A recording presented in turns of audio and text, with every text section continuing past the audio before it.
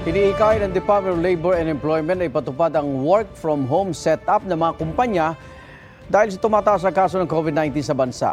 Ayon kay Labor Secretary Bienvenido Laguesma, bukod sa mababawasan nito ang tsansang kumalat ang virus, maiwasan din na mahawa sa sakit ang mga pamilya ng mga empleyado. Iniikay din niyang magpa-test agad kung may nararamdamang sintomas. Base sa naitalang datos ng Department of Health kahapon, 360 ang bagong kaso ng COVID sa bansa. Nasa 4,898 ang active cases.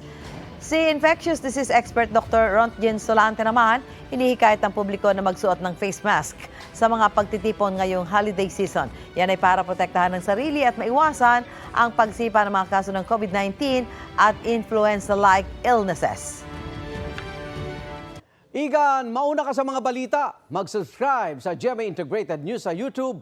Sa mga kapuso abroad, subaybayan nyo kami sa GMA Pinoy TV at sa www.gmanews.tv.